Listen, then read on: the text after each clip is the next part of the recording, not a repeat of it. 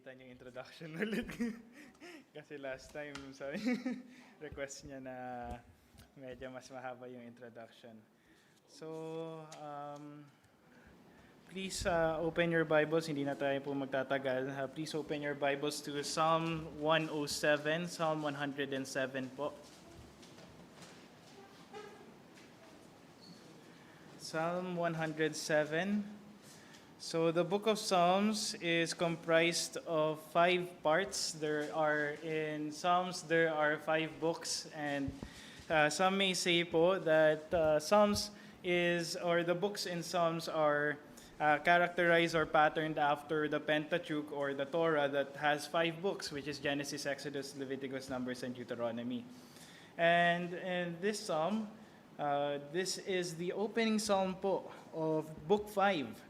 Psalm 107, sabi po dyan, if bibigyan niyo po ng pansin sa mga Bibles niyo po, madalas po may nakalagay po dyan, book 1, which is yung mga hati-hati. Tapos ito po, the last book, which is book 5. And we'll be reading verses 1 to 9. Ano po? And I'll be reading it to you, just follow with your eyes. Ang sabi po dito, Psalms 107, verses 1 to 9, it says here, O give thanks unto the Lord, for he is good, for his mercy endureth forever. Let the redeemed of the Lord say so, whom he hath redeemed from the land of the enemy, and gathered them out of the lands from the east and from the west, and from the north and from the south. They wandered in the wilderness in a solitary way. They found no city to dwell in. Hungry and thirsty, their soul fainted in them. Then they cried unto the Lord in their trouble, and he delivered them out of their distresses. And he led them forth by the right way, that they might go to a city of habitation. O that men would praise the Lord for his goodness, and for his wonderful works to the children of men. For he satisfieth the longing soul, and filleth the hungry soul with goodness. Let us go to the Lord in prayer. Dakilang Diyos, sama naming makapangin sa lahat. Lord, we thank you for this time that we will be learning your word about prayer, about specifically prayer that brings deliverance to your people. And Lord, we pray that we may understand this passage, and may we gain truths that we may later apply into our daily lives. All you ask and pray, in Jesus' mighty name we pray. Amen. So, gaya po ng sinabi ko po kanina, the Book of Psalms is comprised of 5 books. Yung unang mga books po dyan, makikita po natin, yung, if I'm not mistaken, book 1 is comprised of Psalm 1 to 41. Then, yung book 2 is comprised of Psalm 42. Nakalimutan ko na. But this psalm is the opening psalm of book 5. Where the psalmist calls us to, sabi po dyan, sa unang verse pa lang po, sabi po dyan, O give thanks to the Lord, to praise God for His deliverance. And sa pagbabasa ko po dito, and sa pag-aaral ko po ng chapter, or ng psalm na ito, ng opening psalm na to, may mapapansin po tayo dyan na pattern. From verses, I want you to take note from verses 4 to 9, and it's section 1, na makikita po natin dyan na yung pattern for deliverance. That first, nakikita po natin dyan that there were situations faced by people, which is sabi po dyan, they wandered in the wilderness. Then after that, their request and God's response, sabi po dyan, then they cried unto the Lord in their trouble, and He delivered them out of their distresses. Then, pangatlo po, makikita din po natin dyan yung commands ng psalmist na ni-repeat po niya, yung opening niya po ng psalm, sabi po dyan, O give thanks unto the Lord. Sabi po sa verse 8, sabi po dyan, O that men would praise the Lord for His goodness and for His wonderful works to the children of men. And we should praise Him because sabi po dyan, for His acts, sabi dyan, for He satisfieth the longing soul. And dito pa lang po, this is section 1. Or the stanza 1 of this chapter. Then the psalmist repeats 3 more with different illustrations. Sabi po diyan sa verse 10 of those who are prisoners, of those captive. Kasi if we read the book of Psalms, this refers to the events mostly in the books of history. Dito kanina we could pattern it after the Exodus. For verse 10 naman po, such as sit in darkness, in the shadow of death, being bound in affliction and iron. Verse 10 hanggang verse 16, mapapattern po natin dyan yung time na may captivity po ang Israel dahil sa rebellion po nila. Sabi po dyan, because they rebelled against the words of God. Then another section that we could see here is for those distressed and sick. Sabi po sa verse 17 to 22, fools because of their transgression and because of their iniquities are afflicted, and their soul abhorreth all manner of meat, and they draw near unto the gates of death. And another one is the last illustration ng psalmist po dito is that from verse 23 hanggang 32, sabi po dyan, they that go down to the sea in ships that do business in great waters. This talks about the sailors who are in the midst of the waters, yung mga na storm-tossed, yung panahon na kasi usually in sailing, there are not good times. May times na may storms. And yung illustration po ng psalmist dito, kasi ang psalmist po dito is anonymous, is about the sailors being tossed to and fro. And what we could see here, based on the pattern that we have seen, these are situations that the people face or we face. Una po dito is they wandered in the wilderness. And our fallen condition that we could see is, that's why the psalmist calls us here, sabi diyan, "O give thanks unto the Lord." Ang nangyayari po madalas sa ating mga buhay, pag kami may nangyaring maganda sa ating buhay, sasabihin natin, ay dahil sa akin yan, or dahil may tumulong sa akin na, kunyari sabihin natin, may nagbigay kasi sa akin ng pera or something na we depend on something else rather than God. Sabi nga po ng ating fallen condition is that we often forget the Lord's goodness and mercy in our lives. That's why the psalmist calls us to give thanks unto the Lord, for He is good, for His mercy endureth forever. Madalas po talaga na we try to neglect na Panginoon na po ang gumawa. Pero ang kiniklaim natin na tayo gumawa nito kaya naging successful tayo gumawa nito kaya meron po tayong bagay na nakuha, sabihin natin yung promotion natin sa work or sa school. Yung mga ganun pong bagay, usually that's why the psalmist calls us to give thanks to the Lord. And as we proceed po, our overall truth or the overall theme of this passage that we could see here, that the psalmist calls us to do, is that believers praise the Lord for His mercy is shown in His deliverance. I repeat po, believers praise the Lord for His mercy is shown in His deliverance. As I said earlier, the psalmist opens with the phrase, "O give thanks unto the Lord," then repeats in the verses, repeats the verse, "O that men would praise the Lord for His goodness." 4 times po yan, "O that men would praise the Lord for His goodness," 4 times in verse 8, verse 15, verse 21, and verse 31. Ilang beses po niya ni-repeat yan. This implies that the psalmist gives emphasis on the encouragement that we are to praise the Lord for His goodness. Ngayon po, let's jump to verses 4 to 5. Sabi po diyan, "They wandered in the wilderness in a solitary way. They found no city to dwell in. Hungry and thirsty, their soul fainted in them." So, in these verses, marami pong commentators, marami din pong it suggests, or pagka unang binasa po natin, makikita po natin diyan ay this pertains to Exodus na doon sila sa wilderness, wala silang mapuntahan, wala silang mastayan na comfortable, wala silang, kumbaga solitary, they have no city to dwell in. But sabi din po dyan, hungry and thirsty, which really implies na parang, di ba nagreklamo po ang Israel during the time na parang nagugutom na lang kami, lagi na lang mana yung kinakain namin, lagi na lang ganun, di ba? And their soul fainted in them. Well, we could pattern that to the book of Exodus, but for us right now, we could see that they wandered in the wilderness in a solitary way. They found no city to dwell in. Hungry and thirsty, their soul fainted in them. So, yung soul po doon, hindi naman po yung talagang katawan lang po natin, kundi yung mismong soul natin. That's why some commentators or some told that this is not just pertaining to the Exodus. This most, based on the whole context of the psalm, this most explicitly speaks about the exile.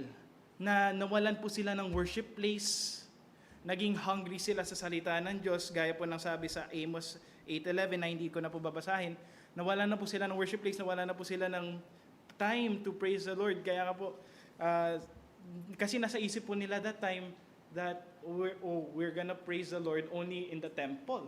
So nung nawala po silang ganun, they became hungry and thirsty. Their soul fainted in them.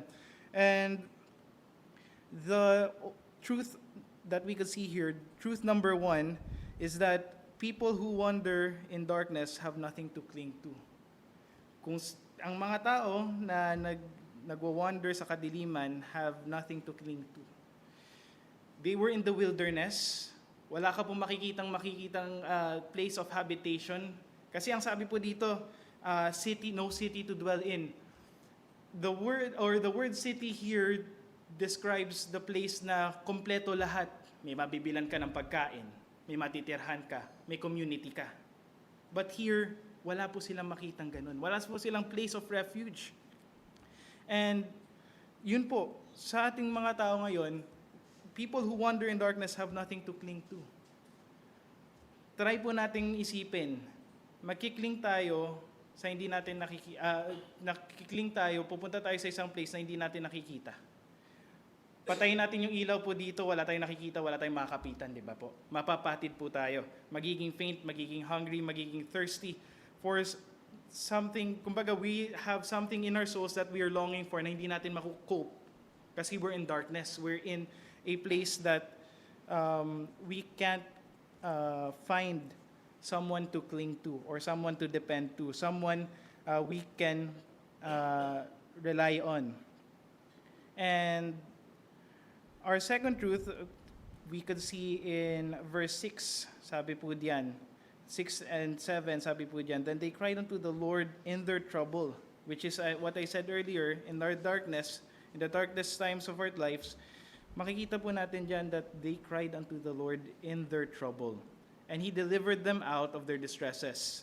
And He led them forth by the right way, that they might go to a city of habitation. Gaya po ng sinabi ko kanina, madalas po, people who wander in darkness have nothing to cling to. Wala po tayong malalapitan, wala tayong wala tayong city or refuge na mapupuntahan.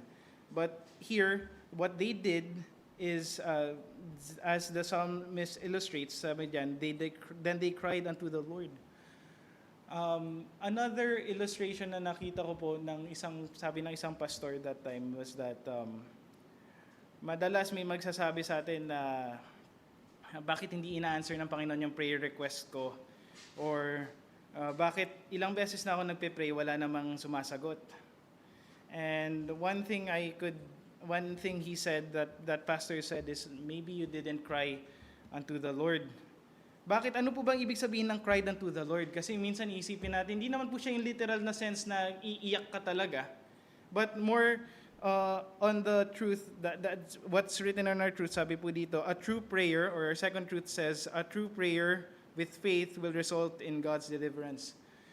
Yung cry po dito na sinasabi dyan, then they cried unto the Lord, is not talagang umiiyak ka, but that's your prayer, na hindi lang pong salita, kundi you may trust na may faith sa Panginoon that He will deliver.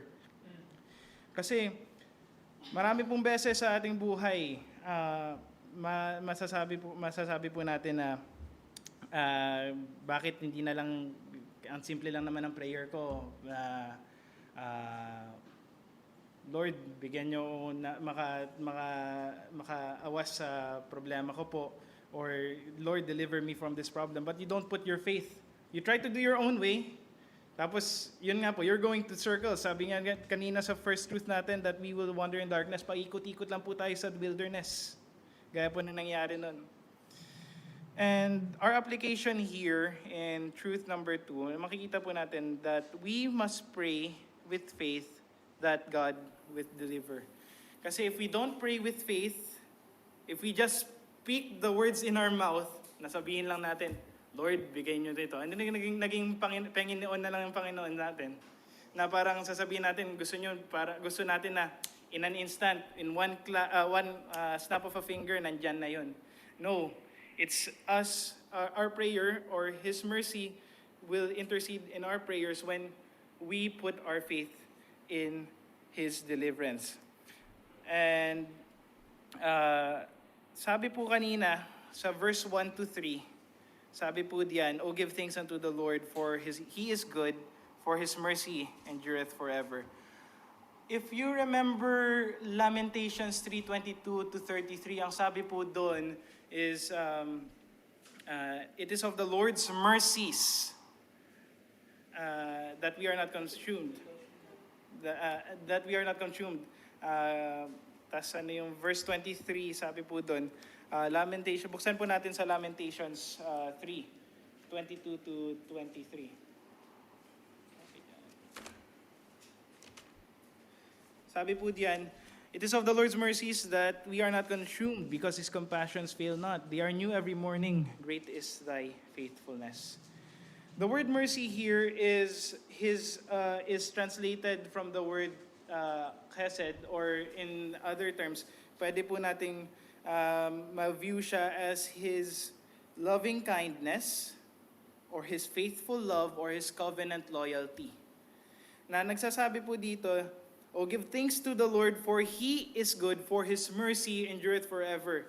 Makikita po natin dyan, sa lahat po ng stanzas kanina na sinabi ko po, of the 4 stanzas that, or the whole psalm din, na binanggit po yung word na mercy, or the word in Hebrew, chesed, for 6 times. That implies that it's really the Lord's mercy na He answers our prayers. It's really the Lord's mercy that will redeem us from the time of need, or deliver us from difficulties. And truth number 3, ang sabi po, is those redeemed of the Lord must praise Him for His unfailing loving kindness or mercy. Sabi diyan po sa verse 2, "Let the redeemed of the Lord say so, whom He hath redeemed from the hand of the enemy." Verse 3, "And gathered them out of the lands from the east and from the west and from the north and from the south." Sabi din po sa verse 8, "Oh, that men would praise the Lord for His goodness and for His wonderful works to the children of men," which is repeated in verbatim or word for word in the 3 other stanzas. And makikita po natin doon na tayo po bilang dineliver ng Panginoon, kasi sabi po dyan, "Let the redeemed of the Lord say so." Imposible naman siguro po no, na isipin natin na yung mga taong nasa labas na hindi na kumikilala sa Panginoon magsasabi, "Praise the Lord," di ba? Imposible naman. I mean, not imposible, pero hindi mo maririnig yan sa labas na parang those who doesn't believe in the Lord, that they will praise the Lord for the things that's happening, for His deliverance. Kasi most of the time, as man's nature, we will claim it as our own works to that we are delivered. And what we could get here is that we are to praise the Lord at all times. Kasi sabi po dyan, "Oh, give thanks unto the Lord, for He is good." At all times, for His unfailing mercy. Kasi hindi po, gaya po nun, sabi sa Lamentations kanina na, "It is of the Lord's mercies that we are not consumed." It's only God's mercy na buhay pa po tayo. Kasi we are patterned.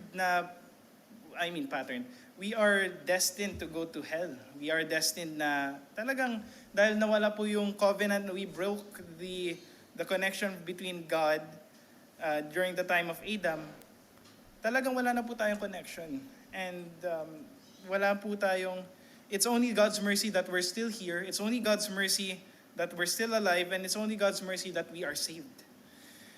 And sabi nga po ng mga commentators, specifically si Spurgeon, they patterned this psalm to salvation, that we were once in the wilderness, we were enclosed in darkness, and we had nowhere to go to, but the Lord delivered us. Because of His mercy, He sent us His Son to save us. So yun po yung pattern na binigay po.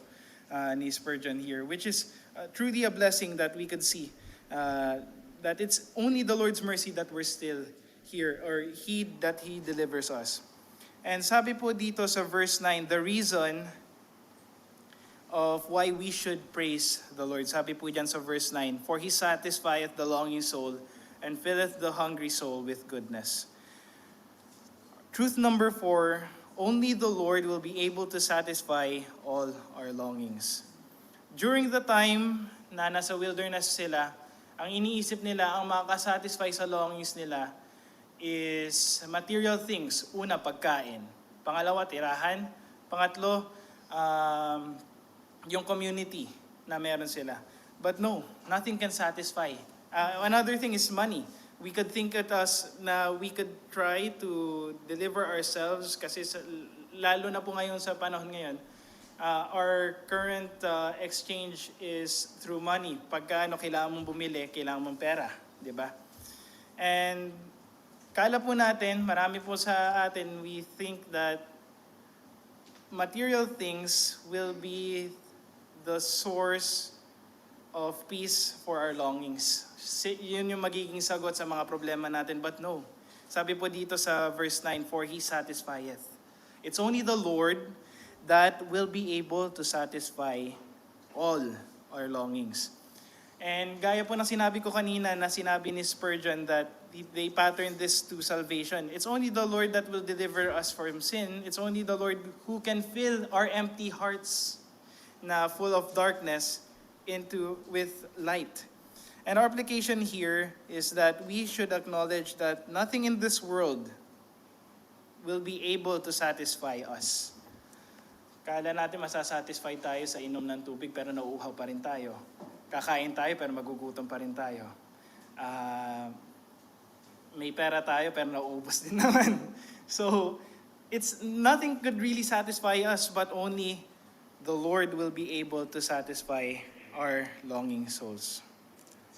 And as I close, let's read verse 43 of Psalm 107. Sabi po dyan, whoso is wise and will observe these things, even they shall understand the loving kindness of the Lord. Those who will observe, or those who will do these principles, first, ang principle po natin na nakita po natin dito is people who wander in darkness have no place to, nothing or no one to cling to. Alam po natin yan, wala po tayong makakukuha sa mundo na to na pwede nating i-rely on kasi yung building na to, pwede na, yung mission house, yung house church na to, pwede naman bumagsak. Yung mga bagay, material things could rise and fall. Sabi po dyan sa, if we will read the whole chapter in verses 33, makikita po dyan na God has control of everything. But all these things in the world can wither away, can turn into dust, and can be brought forth to life. It's an up and down situation. And it's only the principle, ang principles po na kailangan natin matutunan is that true prayer, ang totoong panalangin po with faith will result in God's deliverance. Then another thing is those redeemed of the Lord must praise Him for His unfailing loving kindness and mercy. And the truth, our last truth is that only the Lord will be able to satisfy our longings. All these principles, if we will observe to do this, observe to apply these principles to praise Him, to pray a true prayer, siguro po maintindihan po natin yung mercy na binibigay ng Panginoon na He will answer it in His time, He will deliver us, and we will understand that His love toward us. And that is all for my devotion this evening. And let us all stand as we go forth to a word of prayer. Dakilang Diyos, sama naming makaparing sa lahat. Lord, we thank you for this time that we read your word in the book of Psalms, specifically verses 1 to 9, that we should praise you, Lord, for everything that you have done, for your deliverances for us from the difficulties in our lives. And Lord, nawa po, we may observe to do all these things. We may observe the truths we learn from this passage. And nawa po, Panginoon, we may understand your mercy and your loving kindness in our lives, O Lord. May we get something from your word this evening. All this can pray in Jesus' mighty name we pray. Amen.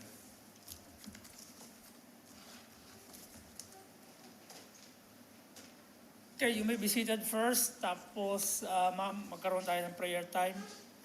Magpagpalitan tayo kung sino yung gusto nyong magpagpalitan ng inyong prayer request. And then, kaya natin ginagawa yun kasi habang tayo, pagkatapos natin ipag-pray, yung mga prayer requests na hawak natin, and then we will proceed to our general prayer request na nasa ating pong slide. So bago tayo mag-proceed, kadalasan, ang nagtuturo sa atin ng paglapit sa Diyos ay pagsubok. Okay? Majority o most of the time pala, ang nagtuturo ng paglapit natin to draw nigh to God is trouble, distress. Katulad na nangyari sa kanila, galing sila sa mga troubles. So ang gusto ng Diyos ay lumapit tayo sa kanila. Pero kadalasan talaga, kaya lang tayo nakakalapit sa Diyos kasi may pagsubok na tayo. Kaya magandang nagtuturo sa ating pagsubok para lumapit tayo sa Diyos. So magandang teacher yung pagsubok. Kaya salamat sa Panginoon dahil sa pagsubok. Kaya nga sabi niya din ni James, di ba? Sa first opening ni James, count it all joy when you fall into diverse temptations. Okay? So we praise the Lord for that. So let's proceed now to our prayer time again for, meron ba tayong nasa online? Meron po si Brother Benji. Okay. Pagkatapos natin ipag-pray yung mga prayer requests natin, kung sino yung gusto nyo pagpalitan, and then magpo-proceed tayo to pray, at least spend time, and then siguro maximum 5 minutes to pray for. I think hindi pa 5 minutes yan. Hanggang sa matapos natin, and then we will end in closing hymns and in closing prayer as well. Okay, so manipagpalitan na tayo. Pwede kayo manipagpalitan kung pwede yung gusto kayo pagpalitan.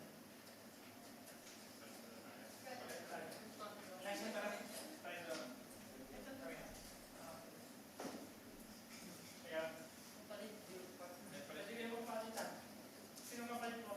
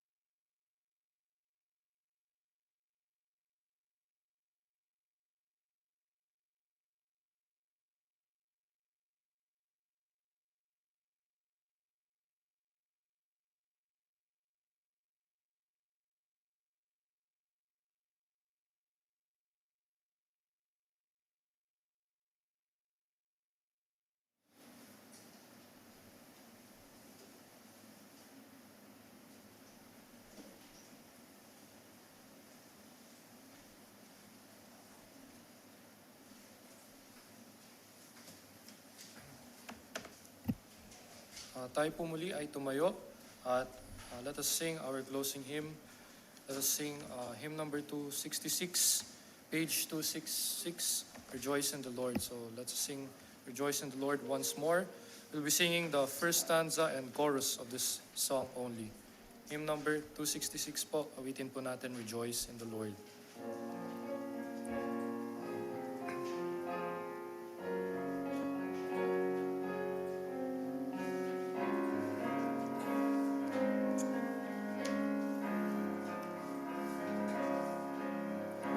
God never moves without purpose or plan. When trying His servant and molding a man, give thanks to the Lord. Though your testing seems long, in darkness He giveth a song.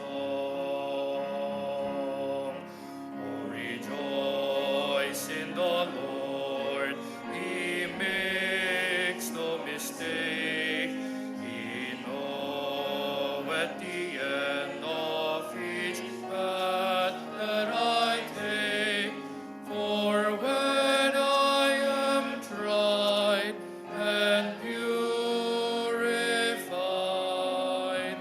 I shall come forth as gold. Tayo po mag-pray. Panginoon Diyos, salamat po sa opportunity to listen once again to your words. Indeed, you are faithful on reminding us, despite of our unfaithfulness and in our shortcomings. Lord, we also pray, may you bless the prayers on and the requests of each brethren.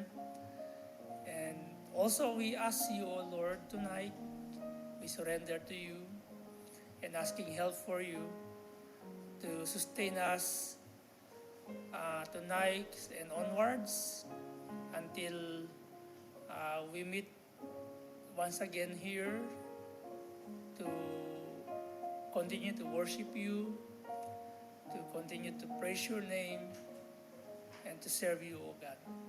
We commit the rest of the night to you, O Lord, and may you bless our dinner fellowship. May you bless the food that we are going to eat and the hands that prepared and shared this food, O God, to us. Be magnified and glorified, O Lord. In Christ's name we pray. Amen. Okay, you are dismissed. God bless you. Good night, brethren. And good night, Brother Benji. See you on Sunday.